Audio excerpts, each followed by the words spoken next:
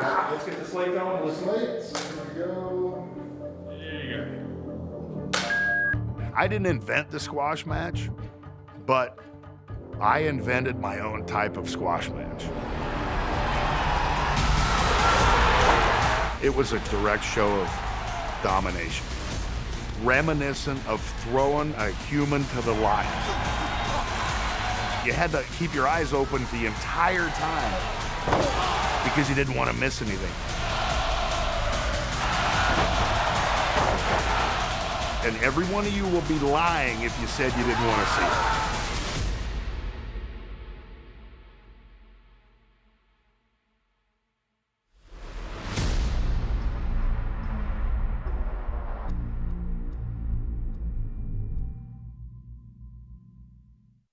Fact is, I was born to be a football player. I grew up having two older brothers that played Division I football. My father played football. Everybody I knew played football. The only thing I ever wanted to do was play football. I literally had to be in the hospital to be kept from playing in the game. Once I got the helmet and pads on and I was able to hit somebody, that was one of the best feelings I've ever had in my entire life. And it's a feeling that I could replicate play after play. At times you think, you know, hey, is it worth it? Later on in life, am I going to be able to walk like a normal human being? Am I going to age much faster than anyone else? It's worth it. Fourth preseason game, Atlanta Falcons, playing across, a guy named John Runyon. Beat him on the outside. I took a step towards him, and next thing I know, I got ear-holed by Runyon. I landed very precariously, and I ripped my abdomen off of my pelvis. You know, unfortunately for me, that was the beginning of the end. Fact is, I wasn't an all-pro defensive tackle. I had to fight practice after practice to keep my job. Though football was the only thing I ever aspired to do, I fell short. I had to figure out a plan B. The only problem was I had no plan B. So I had nothing to fall back on. The only thing I aspired to be was a professional football player. When that got taken away from me, I was completely lost. I had no desire to do anything except lift and lift and lift. I worked out of Main Event Fitness throughout my entire career at the Falcons for 4 years. And I'd run into Lex, and I'd run into Sting, and I'd run into Bagwell. So I'm training, and I hear somebody making fun of me in the background, and I look, and it's the three of them. I'm a sensitive guy also. And so I exploded instantly, and I just turned, and I looked at him, and I said, "Blow it out your ass." And I was waiting for any one of them to step to me, because I would have ripped their face off at that point. I was not anything but someone to stay away from. Okay, this is Untold, scene 1, take 2. First time I met Bill Goldberg was actually in the Gold Club, a gentleman's club. And I was actually with Eric Bischoff at the time. And I'm talking to this cat. And back then, Bill had a full head of hair. I'm like, man, this guy's money. I go, Eric, meet this guy. They start talking, and I'm like, dude, you need to do this. So I made the decision. I picked up the phone and I called Eric Bischoff. I'll never forget what I told him. I've decided to wrestle, and I'm not gonna be one of those $500 throw around the ring pieces of shit. I'm gonna make a difference. Bold statement from a guy who'd never been in the business, but a bold statement from a guy who has a lot of confidence in what he could bring to the table. Bill started showing up to Nitro, doing a couple of matches where the television cameras aren't running, just so we got a chance to see what he was capable of. The vision for the Bill Goldberg character wasn't clear in anybody's mind at that time.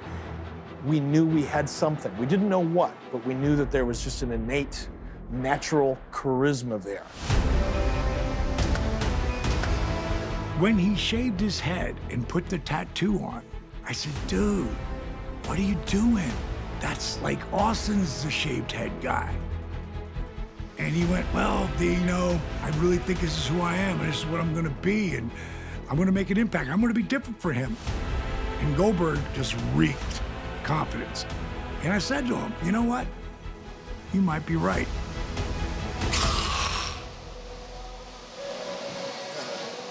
The WCW Power Plant, the #1 wrestling facility in the world. Call now to set up a trial. We're looking for guys that have great heart. We're looking for guys that want to be cut above everybody else as far as athletes are concerned. First day you walk in the power plant, you see a guy running wrestlers from rope to rope, post to post. Sarge is one of the most intense individuals I have ever met. He has quite a reputation as a drill sergeant down at the power plant. What are you stopping for? Go! You better finish it! Get up there! Sarge, Buddy Lee Parker, he was instrumental in Goldberg. He helped me formulate this character. I was gonna be a 295-pound Bruiser Brody, Mike Tyson, and Goldberg the human being times 5.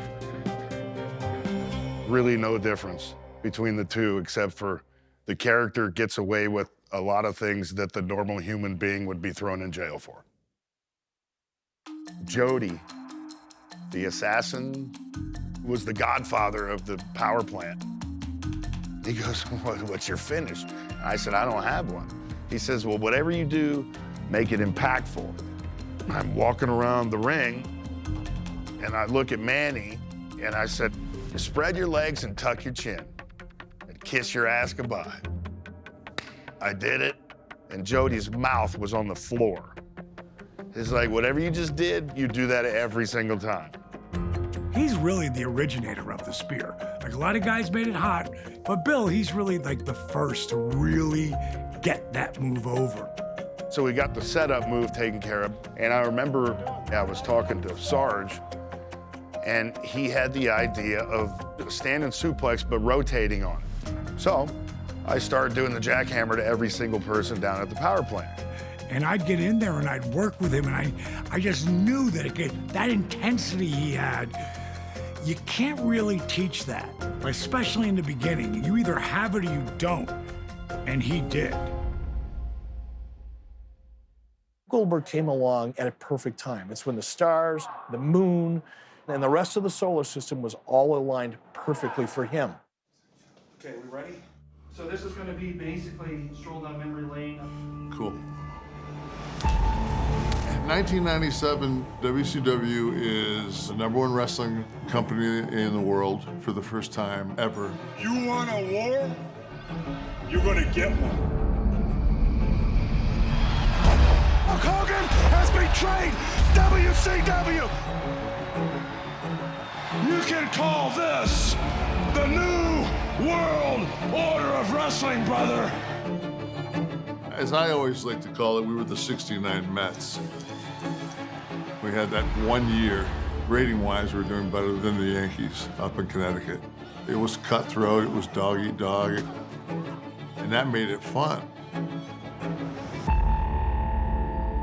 And that's when Bill Goldberg walked into the picture. It was Salt Lake. I showed up like I'm asked to do. Hugh Morris will face a newcomer here in Bill Goldberg. I was 12, 13 years old as he's starting to make his rise, and you didn't see any vignettes about him. He just showed up on Nitro. A man we know absolutely nothing about, Mike, today. I certainly pride myself on knowing the background of the wrestlers. I don't have any information on Bill Goldberg. Mike today, he would bring you the facts. If you stump the professor, I'm immediately intrigued. Look at this roll-up. Nicely done by Goldberg. Going up on the top. Here's his moonsault. Oh, he connected. Goldberg kicked out. He kicked out. That's a shocker. I wanted to get in that ring. I wanted to show the universe what I'd been working on.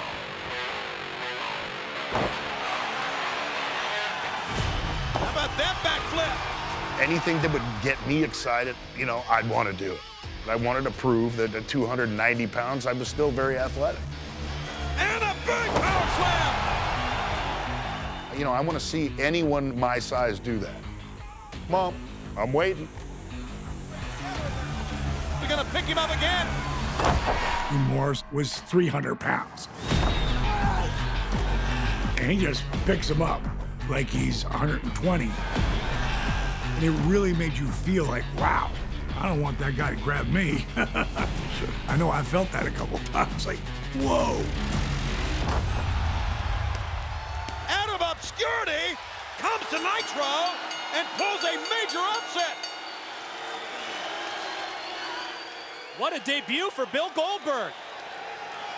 Well, I'm going to try to find out something about this big man. A gentleman the stature of Hugh Morris, and you absolutely got in there and manhandled him tonight. Sir, I've got to get a little bit more than that. This gentleman just walked it away from me. The interview, I think, set the stage for the character. It was organic. He blows off Mean Gene. So now, from the minute you've seen this guy, you're intrigued. I can't wait to see him next week. Very impressive. But who is this guy, Goldberg? Wrestling fans, it's hard to get their respect, and it takes a long time. And now going up against the Barbarian here. Bill Goldberg is 2-0. There are very few exceptions to that rule, and that's The Rock and Bill Goldberg. Now that's an aggressive man. Goldberg, as Wrath came in, wasting no time. Goldberg had that it factor. He had the look, he had the explosiveness. Give him a few victories and they were already starting to go, okay, who's this guy?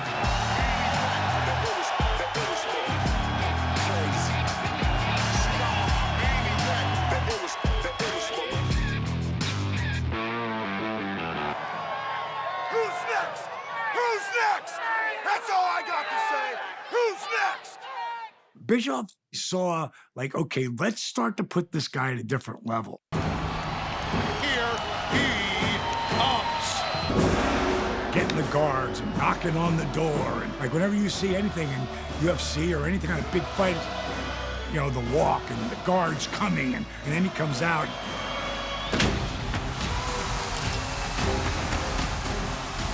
And Bill, he's breathing that stuff in his body, which I would have never done, but this is Bill Goldberg. He starts into that, you know, hooking and people were amped. He wasn't pandering to anybody.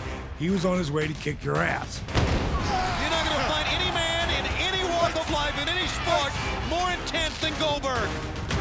The crowd told us what to do with Bill Goldberg. He'd step into the ring, he'd hit you again, he'd spear you, he'd jackhammer you, and he'd be in a locker room 7 minutes later, and the crowd was going nuts. Okay, that works. Disco Inferno better have a strategy against Bill Goldberg. The strategy against Goldberg, pretty simplistic. Stay away from him. Did the bell ring in this matchup? I don't know.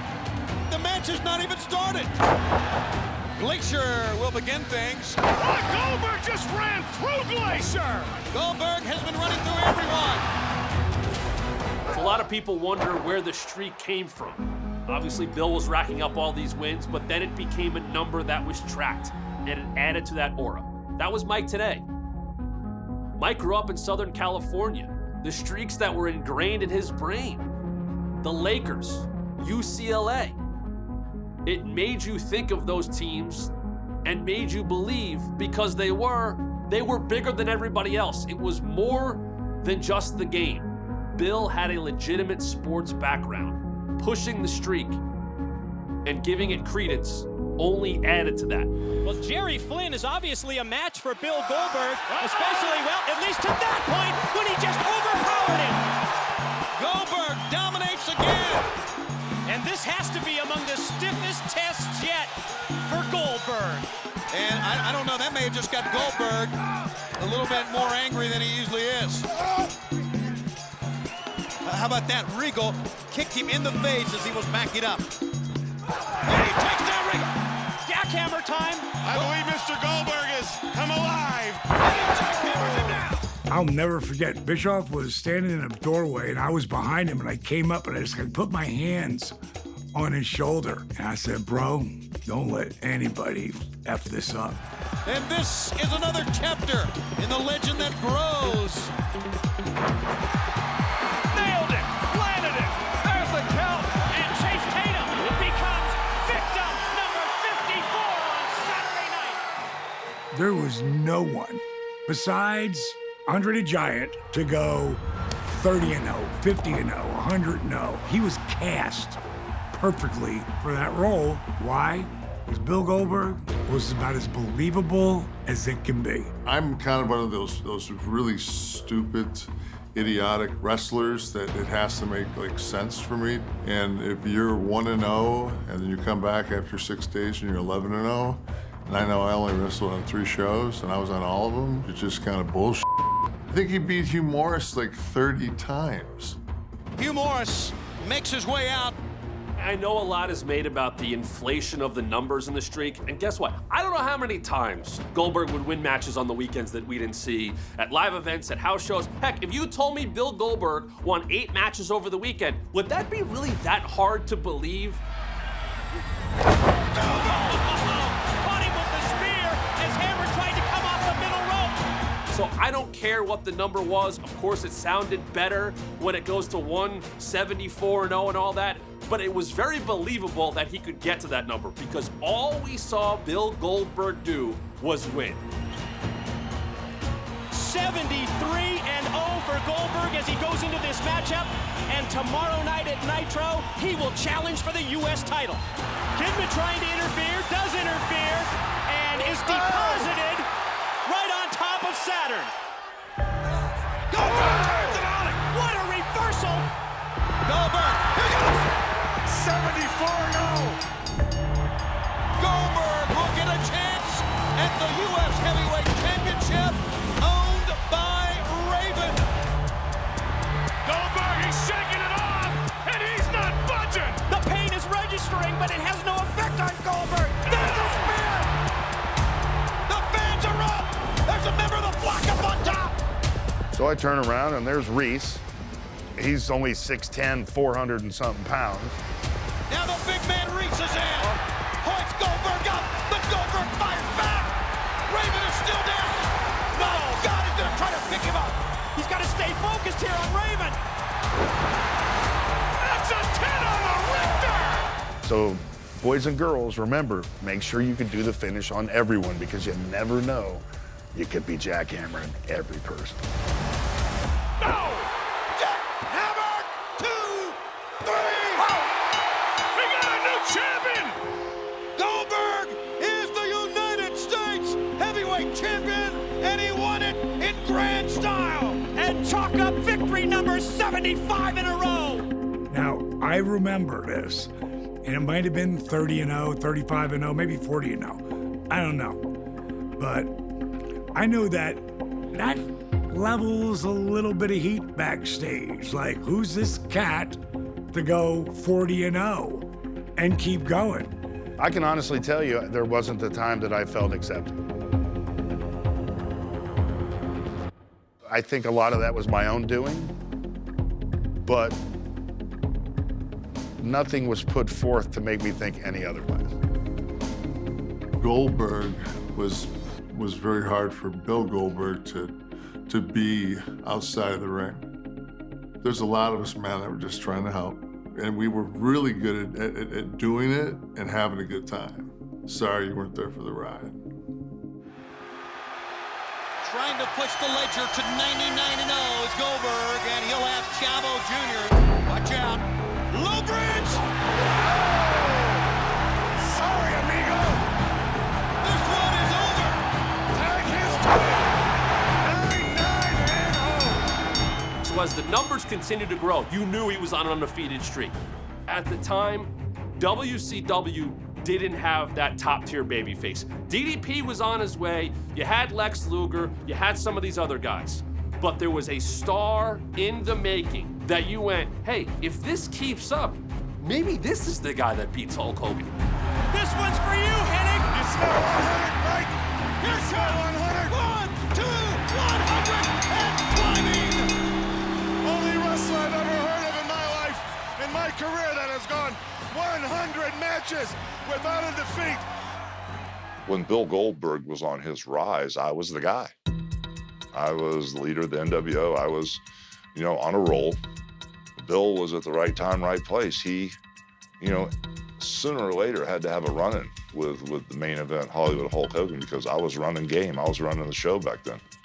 To all the NWOites that worship Hollywood Hogan, welcome back to the house that Hollywood built.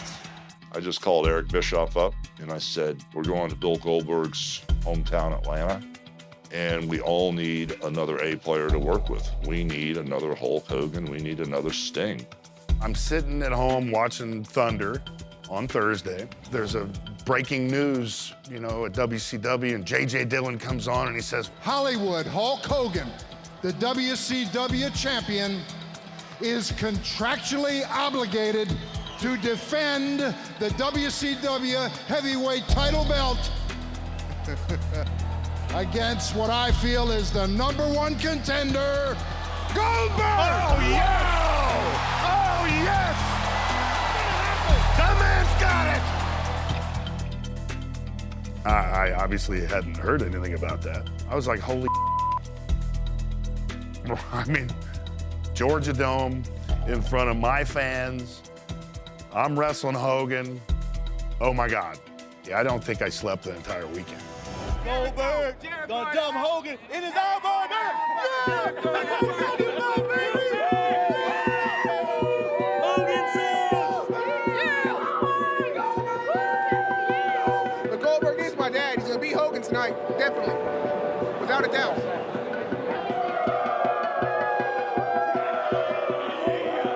The buzz around Atlanta was crazy.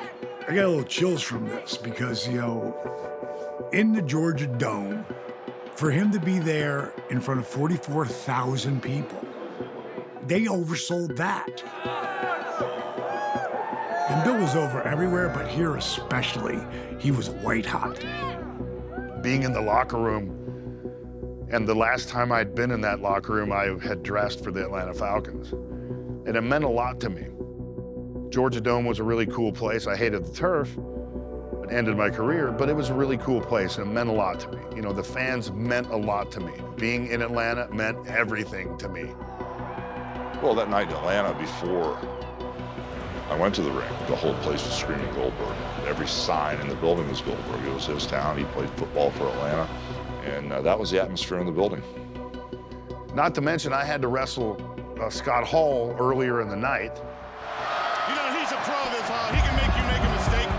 And that kind of went wrong. And I see frustration out of Scott Hall. I don't think he really knows what to do with this man. And like during the match, he looks at me and he goes, man, you're messing it up. What are you doing? And I'm like, I ain't doing it on purpose, dude. I'm terrified. I don't know what's going on.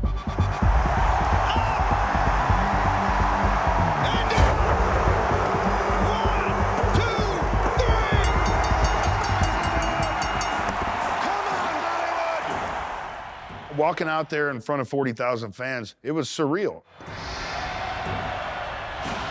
What's going through his mind right now?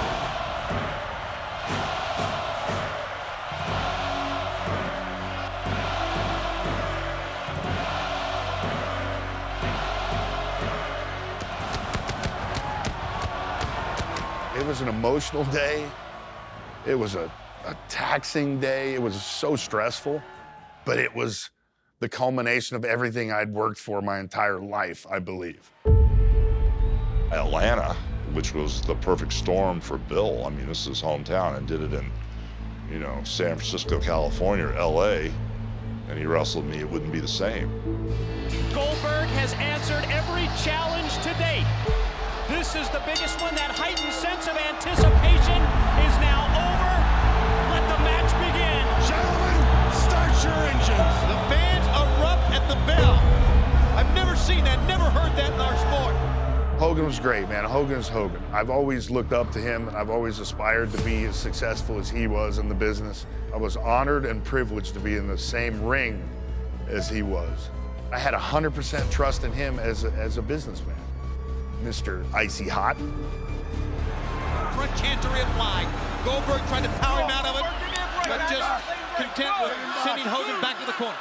We lock up, and the first thing he does, pull me into a headlock, and he puts my head in his armpit, and he's got Icy Hot. I can't see the rest of the freaking match. I wasn't sure if Hogan gouged the eyes or maybe it was sweat that got down into Goldberg's eyes, but he was flinching, digging into his eyes. I know you did that on purpose, but it's a good cover, you know, with your age and I get it, but I still think you did it on purpose. But it's funnier than hell. It makes for a great story. Now here I'm saying it 500 years later. I still love you, Terry. And he's back, and Hogan's down. Hogan knows where he's at. He rolls out to the floor. He's going to take as much of that count as he can. Oh, so dangerous is Hogan, driving Goldberg face first into the steel guardrail, and now he's got the chair from behind. Goldberg knows right now what he's in there with, what he's heard about his whole life. And look at Goldberg. He's ready. Here's boys. Okay, that's part one. Now finish him off. Finish him off. He's calling for it. This is it. This is it. Your career's on the line here. Do it. Do it. This place will erupt when he picks him up. He's got him up. Oh, hell yeah. 1, 2, 3. Thank you. Thank you. Thank you. We've got a new heavyweight champion of the world. The first undefeated man in the history of this sport to ever win the world championship and have a record of 107, 108. Who cares? There's 0 on the other side. They're still standing, chanting his name, paying homage to their hero. And I'll say it, and I've said it 15,000 times, but the coolest part of that night for me as a human being, as a football player, as Goldberg, was not beating Hulk Hogan. It was after we went off the air, NWO beat my ass, and who comes to my rescue? My teammates, my Atlanta Falcon teammates. And that almost brings a tear to my eye because that was life coming full circle. I may not have done everything right in my life by any stretch of the imagination, but I'd done something good enough. I was a good enough person to be rewarded at that time by a dream come true. And that dream was unbeknownst to me. It was something I never thought was gonna happen. The dream was not me making it to the NFL. My dream, it turns out, was being the world heavyweight champion and having my idols, the guys that I have bled with, cried with, gone to war with, in a setting that I aspired to be in my entire life. At that moment, those guys wanted to be me. Not Goldberg, the football player, Goldberg, the wrestler, the guy that they put up here, you know, they could beat everybody's ass. It was whatever. They just wanted to be me for 5 seconds. I sat in the corner and I just soaked it in. I can never replicate that feeling again. WCW Smash and Slam wrestlers perform their famous moves. Lex Luger lays the torture rack on Sting. Goldberg's got Nash up and Jackhammer. WCW Smash and Slam wrestlers. The special attraction nature of Goldberg was clearly popping up in other places, and this seems like ancient history now, but if you got on TV Guide, you were a big deal. You're going to check out for groceries. You see Bill Goldberg. He's taking batting practice with Mark McGuire. He's on a credit card. It's the official WCW MasterCard. And he is popping up as a pop culture icon.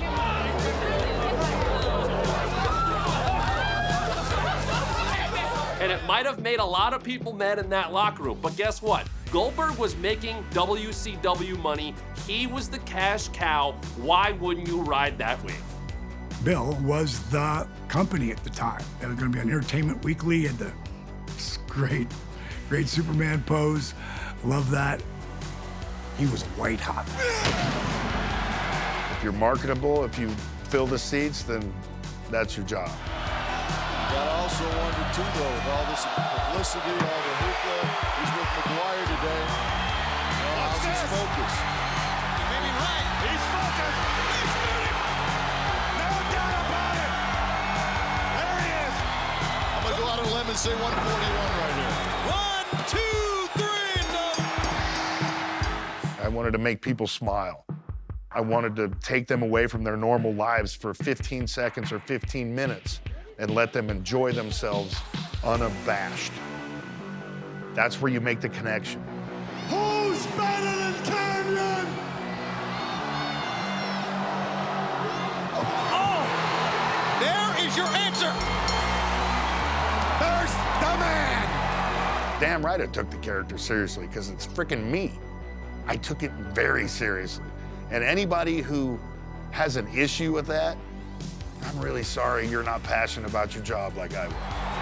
And by golly, it's one jackhammer. That's all. 1, 2, 3. It's over. 145 and zip. Canyon, you made the list. Goldberg was absolutely huge at the time, we know that. But I want to tell you this right now, because as a fan, Diamond Dallas Page was on that level. I've got a lot of favorite matches, but the match with Goldberg at Halloween Havoc, without question, one of my top 3 matches of all time. When I went out there in that ring with him, it was a fight, you know? It was a fight, and that's what I really love about that match. He comes to us from the Jersey Shore by the way of the School of Hard Knocks. DDP Diamond Dallas Page! You've heard a lot of stories about Dallas. They're all true.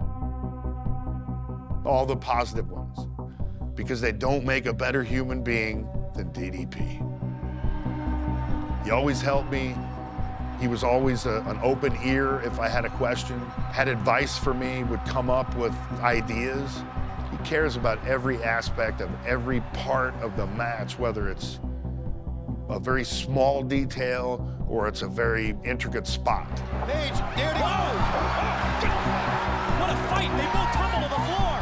Page, dare. And to be able to wrestle him in a main event, I mean, what an honor to be in the ring with such a tactical guy. There's a pickup and Page, incredibly, out of nowhere, but Goldberg pops back up. Standing sidekick. If you look in that match, he's a giant Tasmanian devil, right? That was just sheer brute power. When he comes running, he is coming to spear me in that corner. And as he's right there, I literally kick my feet up and he just keeps going.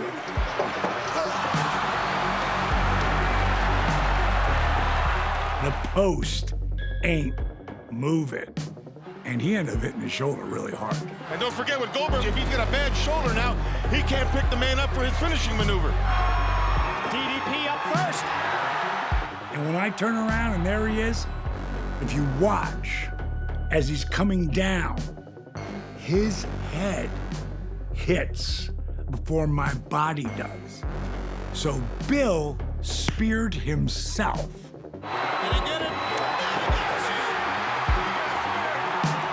I knocked myself out in that match, which was a lot of fun.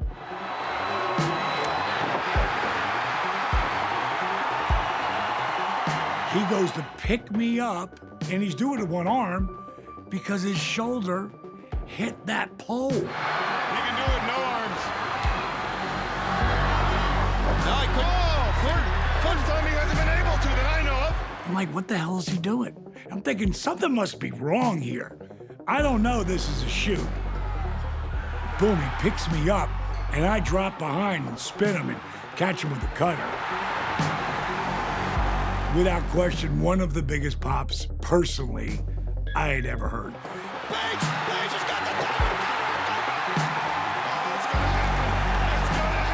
And like, it really comes out loud over the TV, but it was nothing compared to how loud it was when you were there in the arena. They're standing in Las Vegas. What a match. Page again. Hugs him. Page gonna try suplex, forget about it. Goldberg got him up. Goldberg's got him up. I woke up as I was jackhammering him. Jackhammer him down. 1, 2. It's Goldberg. It's Goldberg. That's why he is the man. That's why he is undefeated, and that's why he is 155-0. I go, bro, what the And he goes, bro, I don't remember anything after Spear. There's certain guys, and Bill was absolutely one of them, that no matter what was going to finish the job he came there to do. Looking back, there's no question that that was the best match I've ever been involved in. And it was 100% due to DDP's experience and his way of going about business. Bill Goldberg was a cyborg. I mean, he was a beast. You believed him from 20,000 people up, right down to row 1, or being in the ring with him, because the cat was the real deal. Ready? Speed. Snow! Lightning! Dolly! Bill? Who's next? I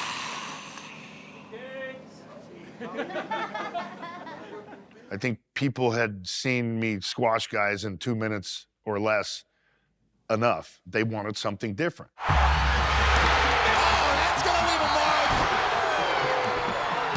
How are you going to get sympathy on this character? He is the man. How are you going to make me chant for him if all I ever do is watch him light dynamite? And Ming's going down.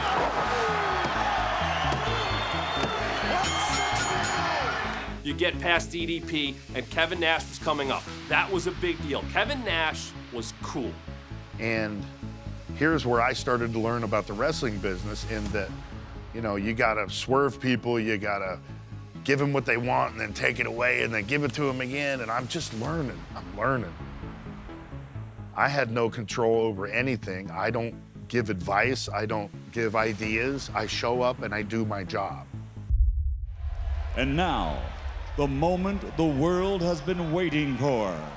The mandatory match for the heavyweight championship of the world. You look at Starrcade, it's like a prize fight. It has that prize fight feel. Everything's at stake here tonight. Everything. Goldberg's streak, Goldberg's title, Nash's reputation. It's all on the line here.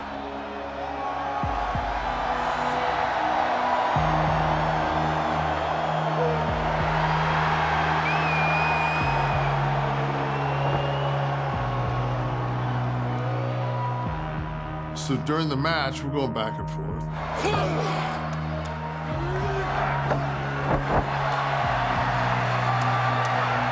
Bill's close to 6'4". He's every bit of 6'3.5".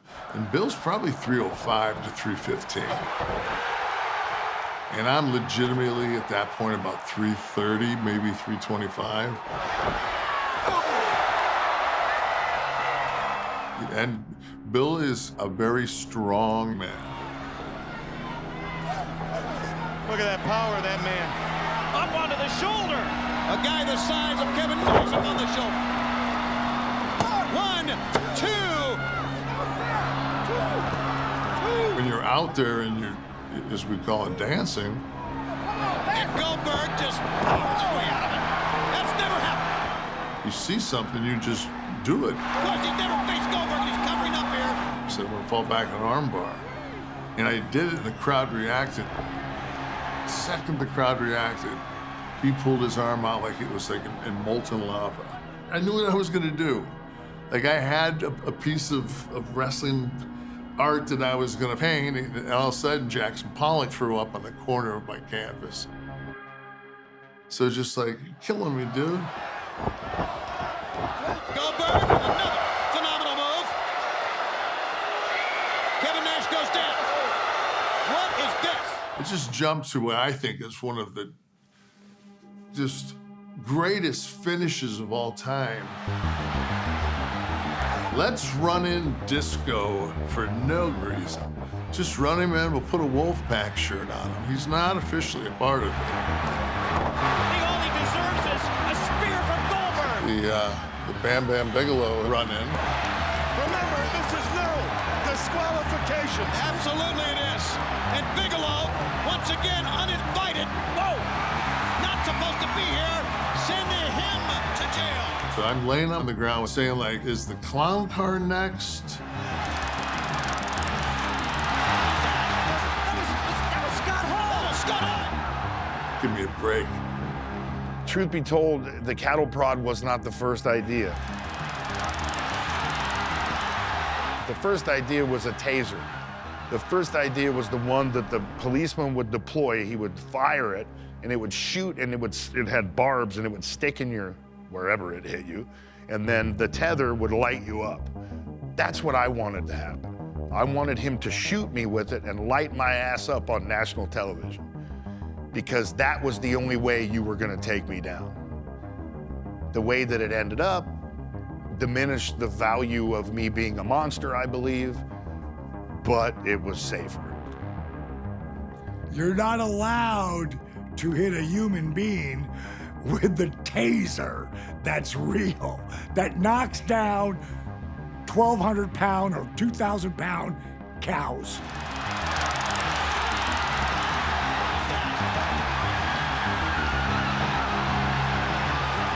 It's like a stun gun.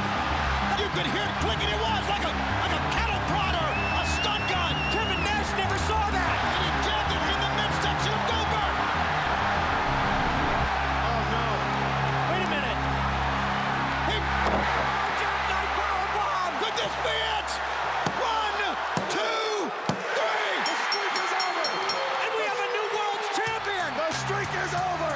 We're 73-1 and a new world champion.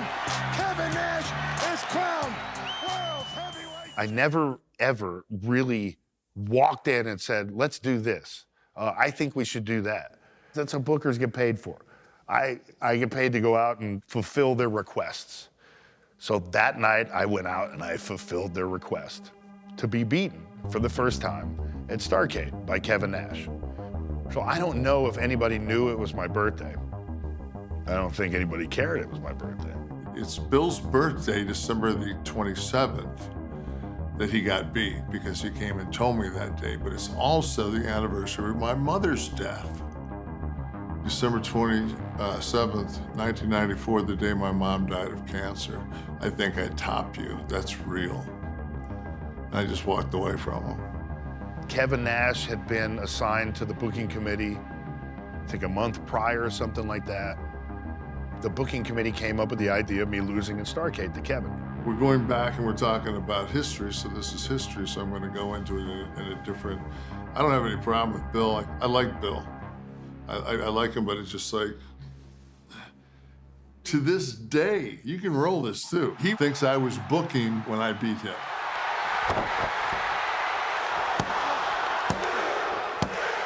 You know, as far as I'm concerned, since everybody just make up, I think Hogan and Bischoff were sitting around drinking beer one night and they said, hey, let's just beat Goldberg. Because I know I wasn't there, so I just make something up like everybody else does. I don't know who's to say whether it was time. Who's to say whether that was the way to go about it? Who's to say whether he was the right guy? I didn't know what was in store. I didn't know whether it was all coming to a screeching halt. I didn't know the business enough to know what was next. I didn't know what's next. The 462 days of the streak that was an era.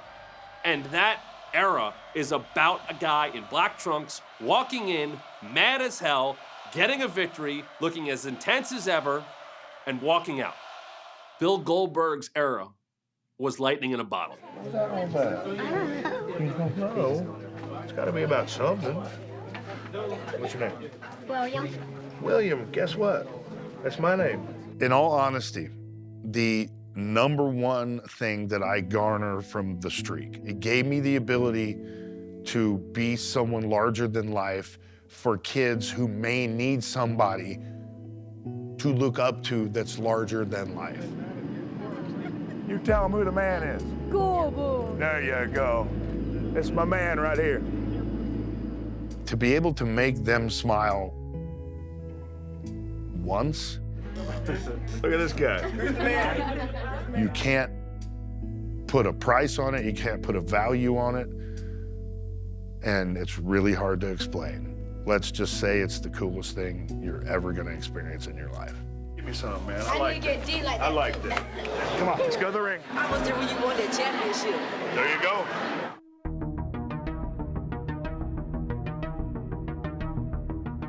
Everything about Goldberg was reality-based.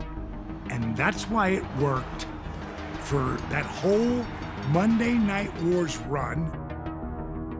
That's why it worked when he first got to the WWE. What? Oh, that's the Goldberg just speared the Rock! And then he came back when he was in his 50s. It still worked.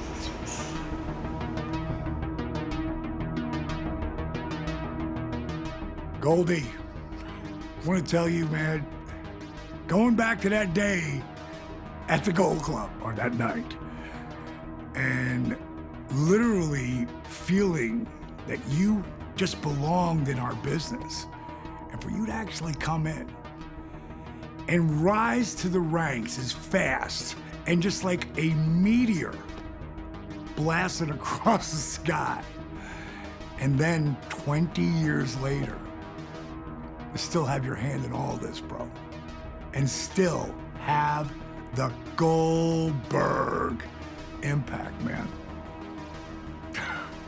I am so proud of you, man.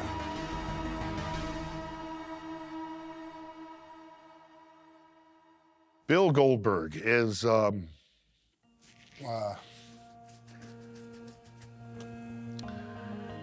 I'm a very complex individual. It's, I'll boil it down to the basics. I just try to treat people the way I want to be treated. But when I turn into Goldberg, there is no boundary. I am a perfectionist. I'm a husband.